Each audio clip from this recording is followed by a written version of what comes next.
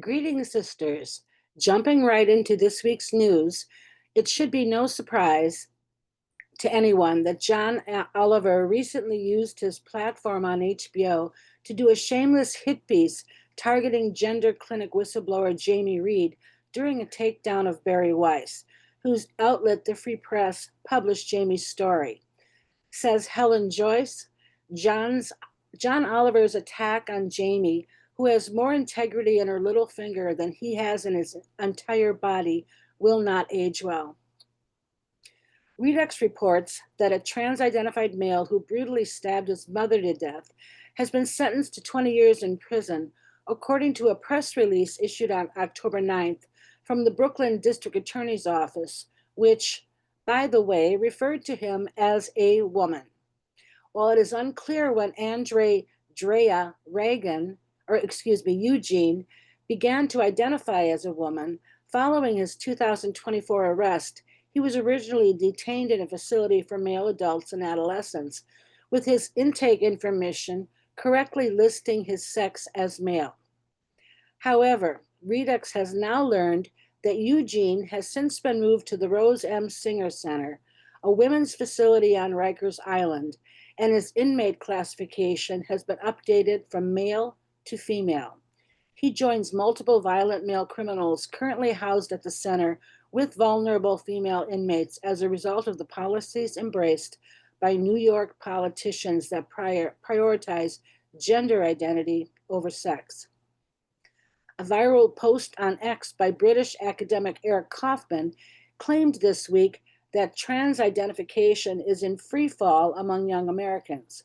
Conservative commentators, including Matt Walsh, quickly amplified the post, celebrating what they framed as a decisive cultural win for conservatives.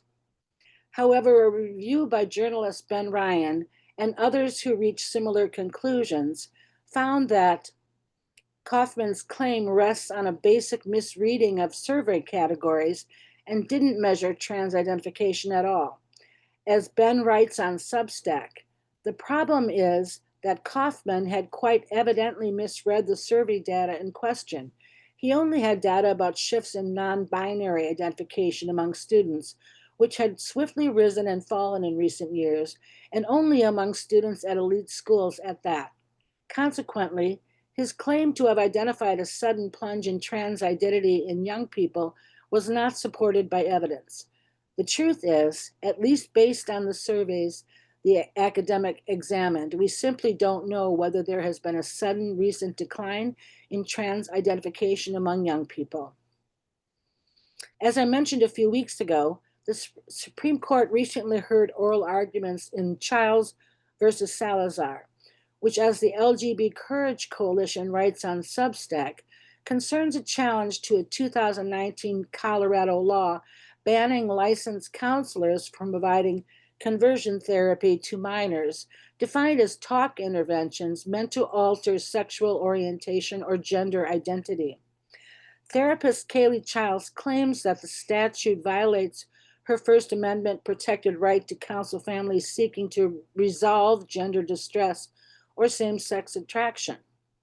Coming from a radical feminist perspective, Wolf filed an amicus brief in support of Childs and advocated the law be overturned as it bars mental health professionals from engaging in open-ended exploratory therapy with minors who present with distress about their developing bodies and sexuality, effectively transing away the gay.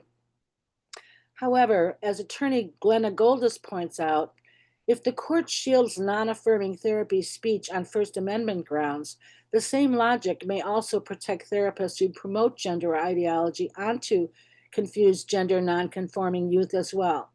Psychosocial conversion, according to two mutually opposed worldviews, could end up sharing the same constitutional cover.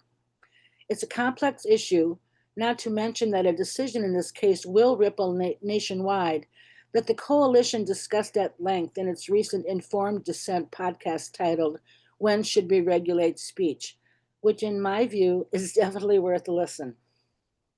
Closing on a more positive note, the legal defense to save women's sports scored a big win this week, and as a result, The question of whether women and girls are allowed to have single-sex sports is squarely on its way to the Supreme Court. Yay. As Kara writes in a recent turf report, a federal district court in Idaho has effectively denied a motion filed by the ACLU to withdraw its original complaint in the matter of Little versus Hecox.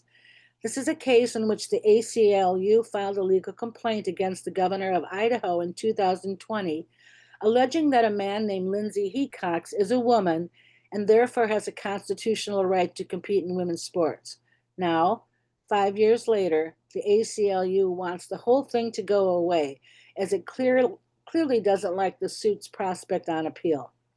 Thankfully, Judge Nye wasn't having any of it, ruling that Idaho has a fair right to have its arguments heard and adjudicated once and for all, adding that the court feels Hecox's mootness argument is, as above, somewhat manipulative to avoid Supreme Court review and should not be endorsed. That's all I have today. Thank you.